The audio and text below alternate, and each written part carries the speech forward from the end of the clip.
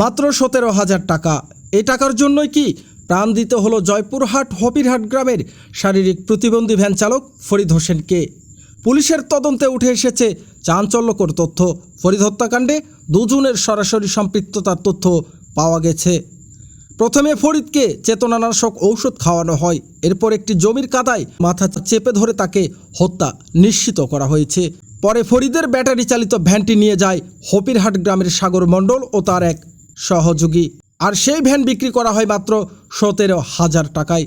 Van বিক্রির সঙ্গে জড়িত ছিল আরও একজন, এমন তথ্য পেয়েছে পুলিশ। একটি ভ্যান মাত্র 17,000 টাকা, আর তার বিনিময়ে একটি প্রতিবন্ধী মানুষের জীবন। ফরিদ হত্যার ঘটনায় পরিবারের করা সাধারণ ডায়েরির সূত্র ধরে তদন্তে নামে পুলিশ। তদন্তের এক পর্যায়ে 24 ঘন্টার মধ্যেই নওগাঁর আত্রাই এলাকা থেকে প্রধান আসামি সাগর মণ্ডলকে আটক করে খেতলাল থানা পুলিশের একটি ইউনিট। এর আগে আরও দুজনকে গ্রেপ্তার করে জেল হাজতে পাঠানো হয়েছে। এ ঘটনায় এখন পর্যন্ত মোট 3 জন গ্রেপ্তার। পুলিশ বলছে, জিজ্ঞাসাবাদে ফরিদের নিখোঁজ হওয়া, তার ভ্যান বিক্রি এবং জিতারপুরে আক্ষেত থেকে কঙ্কাল উদ্ধারের মধ্যে যোগসূত্রের তথ্য পাওয়া গেছে। জয়পুরহাট জেলা পুলিশের সদর সার্কেল আরিফ হোসেন হত্যার বিষয়টি নিশ্চিত করেছেন। নিখোঁজ সংক্রান্তে আমরা একজন আসামি গ্রেপ্তার করি, তার নাম জাকির হোসেন, এবং এই ফরিদ মিয়ার ভ্যানটি উদ্ধার করা হয়। পরবর্তীতে 25 তারিখ সকালে সদর থানাধীন জিতারপুর এলাকায় আক্ষেতের মধ্যে আমরা একটা কঙ্কাল উদ্ধার করি। তো কঙ্কালের পাশে আমরা একটা গেঞ্জি এবং লুঙ্গি উদ্ধার করি, এবং গেঞ্জি এবং লুঙ্গি দেখে এই শারীরিক প্রতিবন্ধী ভিকটিম ফরিদ মিয়ার পরিবার বাবা মা শনাক্ত করে যে এটা তাদের সন্তান, এবং সেই সূত্র ধরে আমরা তদন্ত চালাতে থাকি। পরবর্তীতে সিসিটিভি ফুটেজ এবং তথ্য প্রযুক্তির সহায়তায় আমরা উদ্ঘাটন করি যে সাগর হোসেন মণ্ডল নামে একজন ব্যক্তি এই হত্যাকাণ্ডের সাথে জড়িত। পরবর্তীতে দীর্ঘ সময় অভিযান করে আমরা সাগর হোসেনকে গ্রেপ্তার করতে সক্ষম হই, এবং প্রাথমিক জিজ্ঞাসাবাদে সাগর হোসেন এবং জাকির হোসেন দুজনেই স্বীকার করেছে যে তারা এই শারীরিক প্রতিবন্ধী ভিকটিম ফরিদ মিয়ার অটো ভ্যানটা চুরি করার উদ্দেশ্যেই তাকে প্রলোভন দেখিয়ে নিয়ে যায়, এবং তাকে প্রথমে ঘুমের ওষুধ খাওয়িয়ে তাকে দুর্বল করে। পরবর্তীতে দুজন মিলে পরিকল্পিতভাবে তাকে আক্ষেতের মধ্যে কাদামাটির মধ্যে চেপে ধরে তাকে হত্যা করে, এবং তারা এই ভ্যানটি পরবর্তীতে জয়পুরহাট সদর এলাকার পাকার মাথায় রবিউল নামে একজন মেকারের কাছে এই ভ্যানটি 16,500 টাকায় বিক্রি করে, যেখানে এই টাকাটা তারা দুজনে ভাগাভাগি করে নেয়। প্রধান আসামিকে দ্রুত আইনের আওতায় আনতে মাঠে নামে খেতলাল থানা পুলিশ। মাত্র 24 ঘন্টার অভিযানে কিভাবে ধরা হলো হত্যাকাণ্ডের মূল আসামি, এবং তদন্তে এখন পর্যন্ত কি তথ্য পেয়েছে পুলিশ, জানাচ্ছেন খেতলাল থানা officer in charge মোক্তারুল Alam.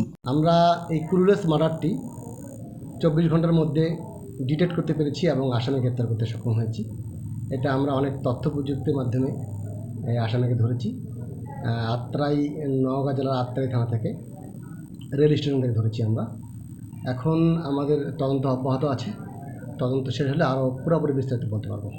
Police super মহোদয়ের নেতৃত্বে দিক নির্দেশনায় আমি এবং আমার খেতলাল থানার একটি চৌকস টিম এই ক্রুলেস মার্ডারটি আমরা ডিটেক্ট করেছি। এই ঘটনার সঙ্গে 2 জন আসামি জড়িত ছিল, তাকে নৃশংসভাবে হত্যা করেছে। হত্যাকাণ্ডটা আমরা উদ্ঘাটন করেছি এবং 24 ঘন্টার মধ্যে আমরা আসামিগুলোকে গ্রেপ্তার করেছি, এবং ওই ভিকটিম ফরিদ প্রতিবন্ধী ওনার ভ্যানটা আমরা উদ্ধার করতে পেরেছি। এরই মধ্যে গত মঙ্গলবার জয়পুরহাট সদর উপজেলার দোগাছি ইউনিয়নের জিতারপুর এলাকায় একটি আক্ষেত থেকে উদ্ধার হয় একটি কঙ্কাল। কঙ্কালের সঙ্গে থাকা পোশাক দেখে পরিবারের সদস্যরা সেটিকে নিখোঁজ ফরিদ হোসেন বলে দাবি করেন। তবে ডিএনএ পরীক্ষার প্রতিবেদন না পাওয়া পর্যন্ত কঙ্কালটির পরিচয় আনুষ্ঠানিকভাবে নিশ্চিত নয়। মাত্র কয়েকদিনের মধ্যে কিভাবে শরীর কঙ্কালে পরিণত হলো এ নিয়েও রয়েছে প্রশ্ন। পুলিশ বলছে ফরেনসিক ও ময়নাতদন্তের প্রতিবেদন হাতে পাওয়ার পরই এ বিষয়ে নিশ্চিত তথ্য পাওয়া যাবে। এদিকে প্রতিবন্ধী ভ্যান চালক ফরিদ হত্যার ঘটনায় ক্ষোভে ফুঁসছেন হব গ্রামের মানুষ। স্থানীয়দের প্রশ্ন, একজন মানুষের জীবনের মূল্য কি মাত্র 17,000 টাকা? স্থানীয় একাধিক ব্যক্তির দাবি, সাগর মণ্ডল অনলাইন জুয়ায় আসক্ত ছিলেন এবং অর্থের প্রয়োজন থেকেই এমন ঘটনা ঘটাতে পারে।